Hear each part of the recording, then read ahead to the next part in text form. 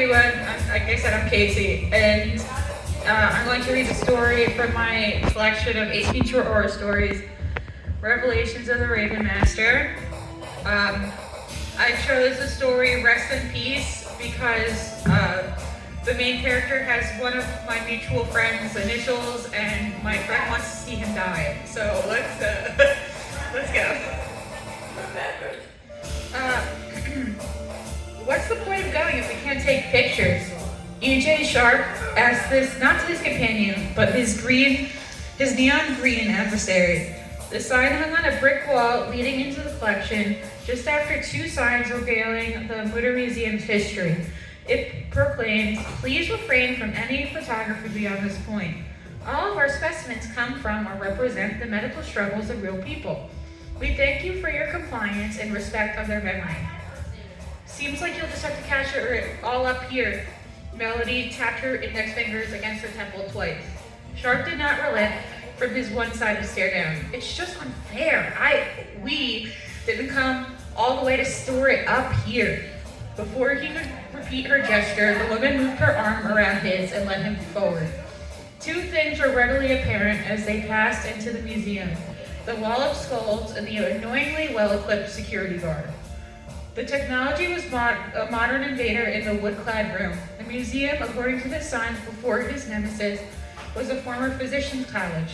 The air of age and academia clung to the deep brown walls. Without the macabre decor, the place had the potential to feel like a library, learning abundant in a cozy environment. At the center of the room was a cutout square. A brass rail ran along its rim. The stairs led downward to more exhibits. Aspiring doctors used to observe from above as their teachers did the actual work on cadavers. If this was the point of the bi-level room, then the aura of comfort tainted by gore and the smell of formaldehyde was as integral to the building as its foundation. Overseeing it all was the guard,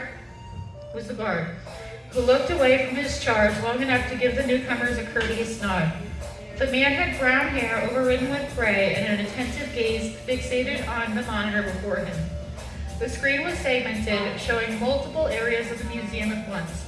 Just when Sharp thought there may be a blind spot, his feet switched to different locations.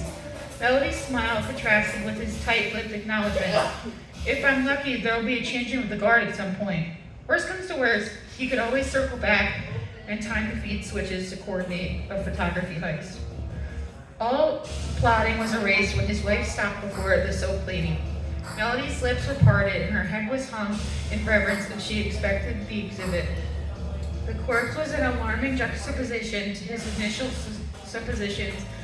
He had assumed jarred organs and stripped skeletons would compromise most of the collection. Without proper signage, he could have mistaken her for an art piece, a clay sculpture molded in dark fantasy. The hair sold him on her validity. Blonde strands protruded from the body's casing, at times remaining imprisoned in decay and denied plumage.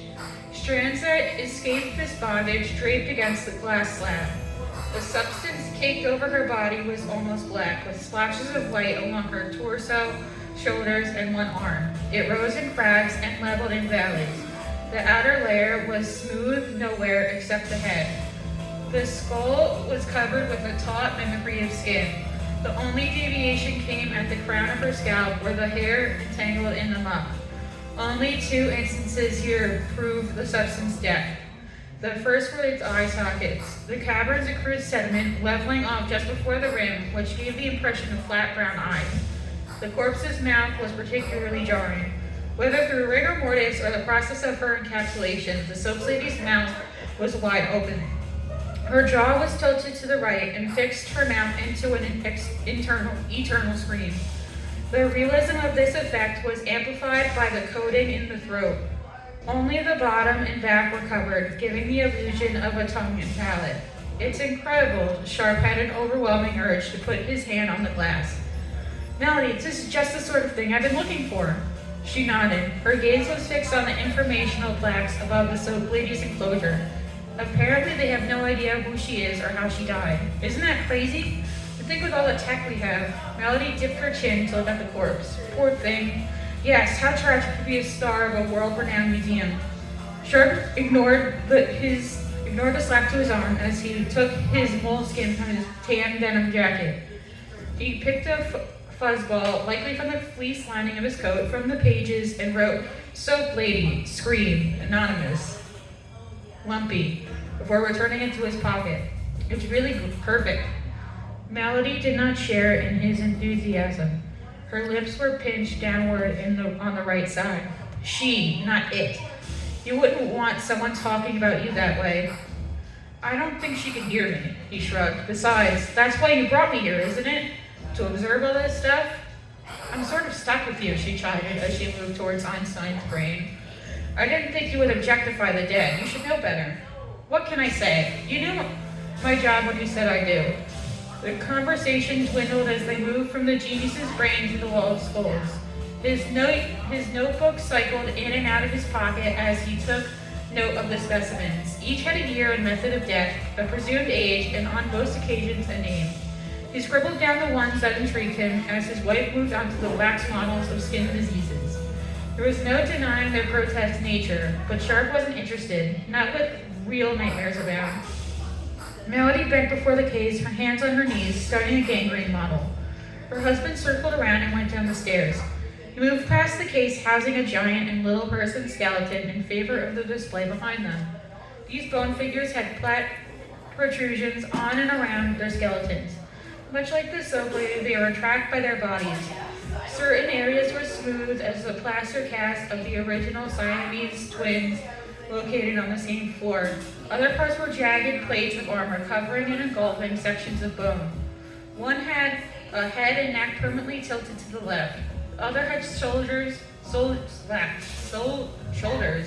scrunched upwards, arms held placidly before it. The plaque informed him that the pair had bone growth in their muscles, eventually restricting their movement and breath. At least the soap lady could die first.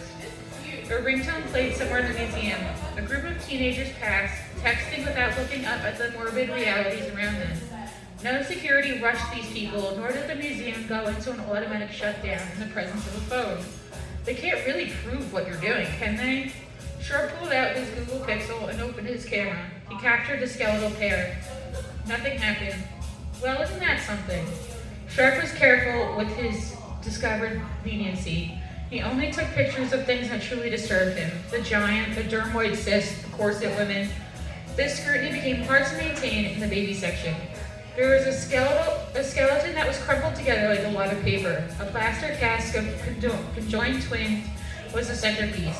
The baby shared a torso, with one set of heads and arms being where the legs would normally be.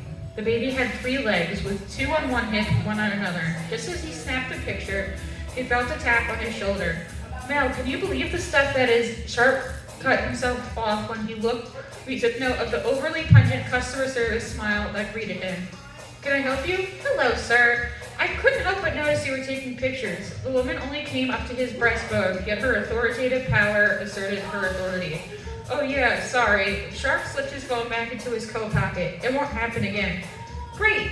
The blonde tucked a strand from her bob behind her ear. "I'll just need to see you delete them." He blinked.